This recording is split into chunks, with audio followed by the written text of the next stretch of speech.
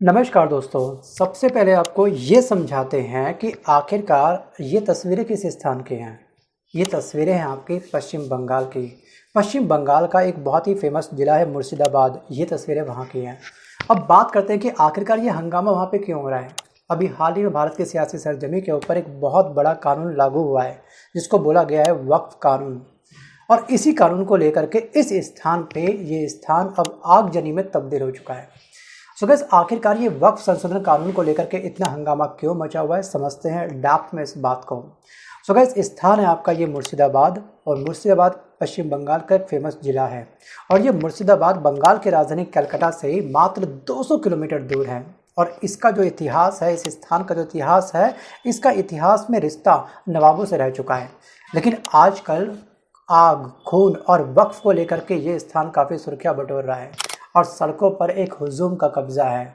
और पुलिस की जलती हुई वैन आपको यहाँ पर तमाम गलियों में दिखाई देंगी और गलियों में लूटपाट हो रही है। लोग घरों में घुस करके लूटपाट कर रहे हैं और महिलाओं के साथ गलत हरकतें कर रहे हैं। और आगजनी की घटनाएं हर गली में, हर कूचे में आपको दिखाई देगी। अब सवाल ये खड़ा होता है कि आखिरकार ये सब क्यों हुआ, कौन है ये लोग आखिरकार जो वक्फ संशोधन से इतने नाराज़ हैं और आगजनी और हिंसा पर उतर आए हैं। और इन सब के बीच हजारों सालों से रहते हुए इस स्थान पर हिंदू समुदाय के लोग अपने घर को छोड़ने पर आज मजबूर हो चुके हैं। यहाँ पर एक डर का माहौल उत्पन्न हो चुका है। तो सबसे पहले आपको समझाते हैं ये बात।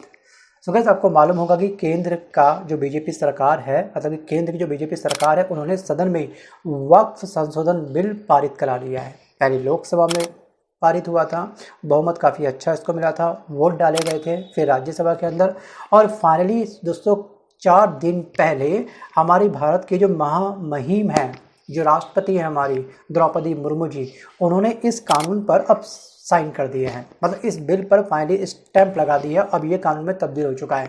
और इस कानून में 3 सबसे बड़ी बातें कही गई हैं और इन 3 बातों को लेकर के कहीं ना कहीं जो ये धर्म के लोग हैं, इनको कहीं ना कहीं मिर्ची लग गई बहुत बुरी वाली। वक्फ क्या है, इसकी परिभाषा पिछले वीडियो में डिस्कस कर चुका हूँ। इनके पास कितनी प्रॉपर्टी है वो मैं डिस्कस कर चुका हूँ। आखिरकार पहले इनका क्या क्राइटेरिया था वो मैं डिस्कस कर चुका हूँ पिछले वीडियो में। ये कुछ स्क्रीनशॉट मैं आपको शेयर कर दूंगा, वीडियो को पॉज करके आप खुद पढ़ लीजिएगा। चलिए बात करते हैं, आते हैं मुद्दे की तरफ। 3 प्रमुख बातों का आपने ध्यान रखना है अपने एग्जाम के पॉइंट ऑफ व्यू से। सो गाइस इस कानून में सबसे पहली बात ये कही गई थी कि कोई भी संपत्ति वक्फ की संपत्ति तभी होगी जब उसका दान करने वाला जो भी मालिक है वो कम से कम 5 साल से मुस्लिम हो।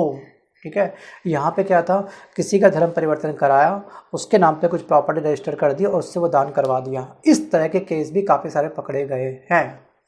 और जो वक्फ बोर्ड है, वक्फ बोर्ड को सरकारी ज़मीन पर दावा करने के लिए पूरे दस्तावेज उपलब्ध कराने होंगे। लेकिन अब तक क्या था, अब तक बस किसी भी के पास में अगर पर्सनल प्रॉपर्टी है, किसी आम जनता ने, किसी भी आम व्यक्ति ने अपने खून पसीने की कमाई से कोई प्रॉपर्टी ली है और वहाँ पर उसकी बगल वाली प्रॉपर्टी को किसी मुस्लिम व्यक्ति ने अगर दान कर दिया, अगर वो प्रॉपर्टी वक्फ के अंडर में आ जाती थी तो बगल वाले जो ज़मीन खाली पड़ी है उस पर भी ये कब्जा कर लेते थे। सिंपल लगाते थे साइन बोर्ड कि ये प्रॉपर्टी वक्फ बोर्ड की है।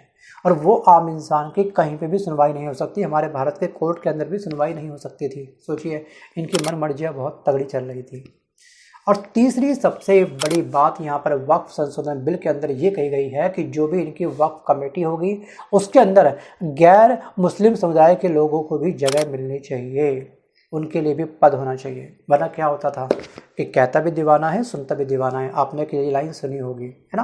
सो गाइस यहाँ पर अगर अपने ही समुदाय के लोग होंगे तो वो अपने ही समुदाय के लोगों को सपोर्ट करेंगे। ठीक है, ये सब जगह होता है। मैं केवल इस धर्म की बात नहीं कर रहा हूँ, कहने के अपना पन्ना झलक ही जाता है। यार अपना होकर के हमको सपोर्ट नहीं कर रहा, जिस डायलॉग आपने सुने होंगे। अब यहाँ पर वहीं पर जो विपक्ष है ना, वहाँ पर विपक्ष का कहना ये है कि ये मुसलमानों की ज़मीन हड़पने की साजिश है।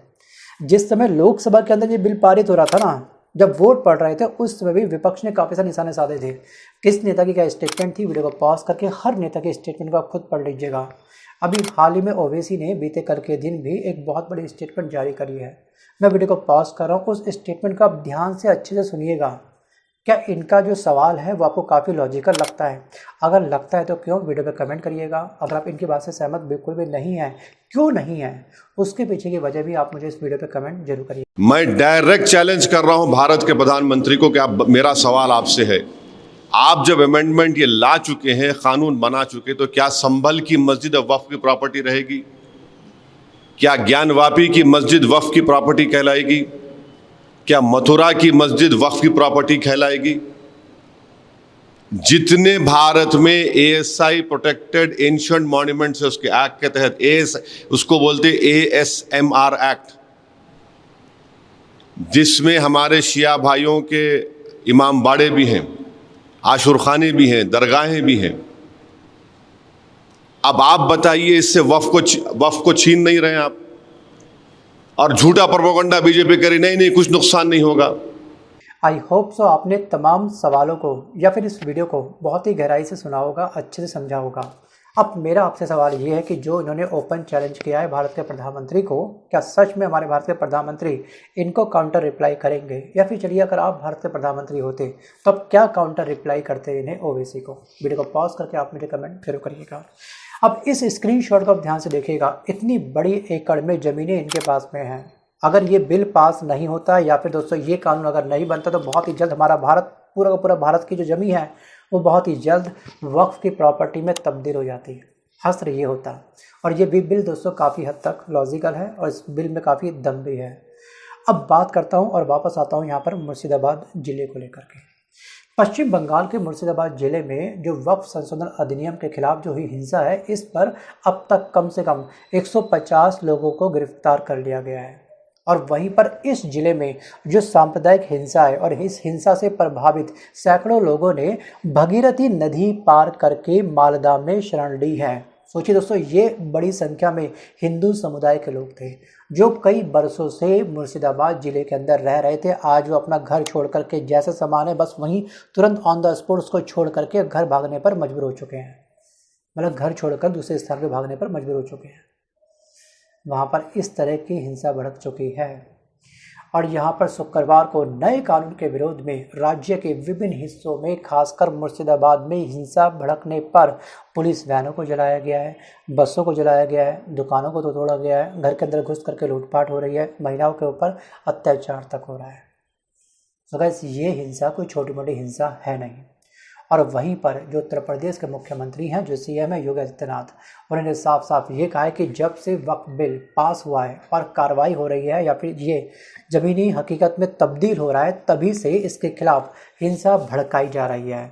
इन्होंने निशाना साधा है विपक्ष के ऊपर, क्योंकि यहाँ पर निशाना साधने की वजह बनती भी है, क्योंकि लोकसभा में विपक्ष ने इस बात को लेकर के बिल्कुल भी सपोर्ट नहीं किया।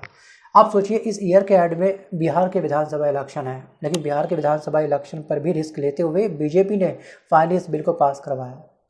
वरना वो क्या करते, पहले अपने इलेक्शन को जीतते, बाद में इस बिल को लेके आते, अपना उल्लू सीधा पहले करते। लेकिन इन्होंने उस बात को ध्यान में ना रखते हुए सीधे जो सही लगा इन्होंने वो किया।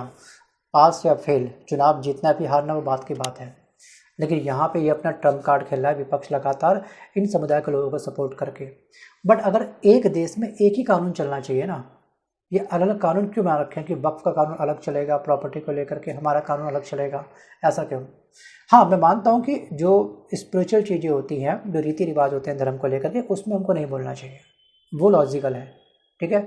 लेकिन यहाँ पर ये प्रॉपर्टी ज़मीन के ऊपर है, भारत की ज़मीन के ऊपर है, तो इस पर नियम सबके लिए बिल्कुल समान रहने चाहिए।